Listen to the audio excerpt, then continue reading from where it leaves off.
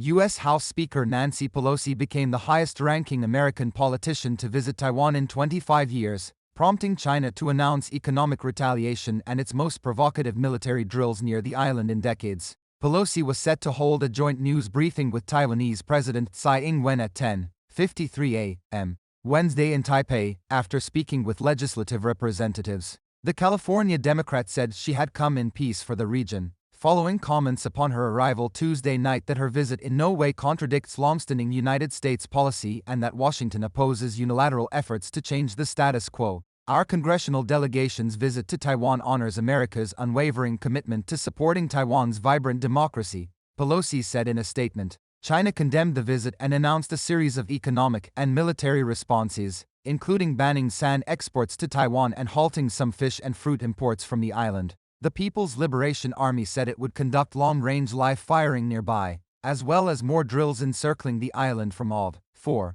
Early Wednesday, state broadcaster China Central Television said the country had launched joint Navy and Air Force exercises around Taiwan.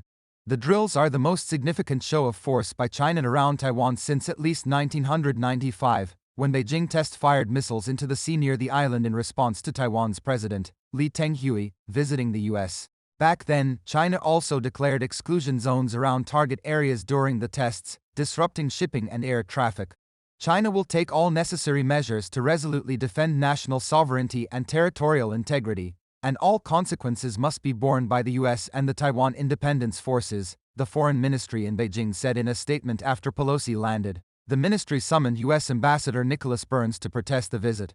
Taiwan faced cyber attacks late Tuesday, with the presidential office saying it suffered a 20-minute barrage in the early evening hours that was 200 times worse than usual. The Taiwanese Foreign Ministry's website also appeared to face periodic disruptions. Taiwan shares were down 0.1% as of 10:00 a.m. local time, extending losses into a third day. China's benchmark CSI 300 index rose as much as 1%, reversing some of Tuesday's losses. John Kirby, spokesman for the National Security Council, said at a White House briefing that there is no reason for Beijing to turn this trick, which is consistent with long-standing U.S. policy, into some sort of crisis or use it as a pretext to increase aggressiveness and military activity in or around the Taiwan Strait, now or beyond Pelosi's visit. China, which regards Taiwan as part of its territory, had vowed an unspecified military response ahead of Pelosi's travel, which risks sparking a crisis between the world's biggest economies. President Xi Jinping told President Joe Biden last week he would resolutely safeguard China's national sovereignty and territorial integrity, and that whoever plays with fire will get burned.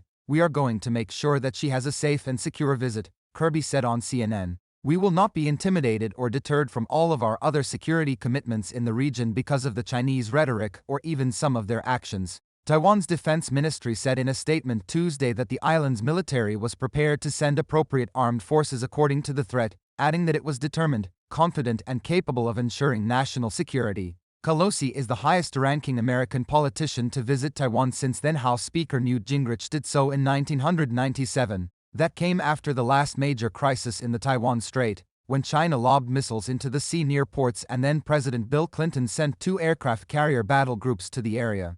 Pelosi will meet with Tsai at 10:30 a.m. and hold a press conference shortly after, according to the presidential office. She will also meet with Mark Liu, chairman of Taiwan Semiconductor Manufacturing Co., The Washington Post reported, as well as democracy activists. The previously unannounced stop in Taiwan comes after Pelosi led a congressional delegation to Singapore and Malaysia. They will head next to South Korea and Japan, 2 staunch U.S. allies. While the White House has sought to dial back rising tensions with China, emphasizing that Congress is an independent branch of government, Beijing has rejected that argument. On Tuesday, Chinese Foreign Ministry spokeswoman Hua Chunying slammed the provocative visit and said any countermeasures from Beijing would be justified. Still, she left the door open for a possible in-person summit between Biden and Xi later this year. Taiwan remains the most sensitive issue between the U.S. and China, with the potential to one day spark a military conflict. Biden said in May that Washington would intervene to defend Taiwan in any attack from China, although the White House later clarified he meant the U.S. would provide weapons, in accordance with existing agreements. Chinese media outlets including the Communist Party's Global Times have suggested the People's Liberation Army would respond aggressively to a Pelosi trip, possibly by sending military aircraft over the island.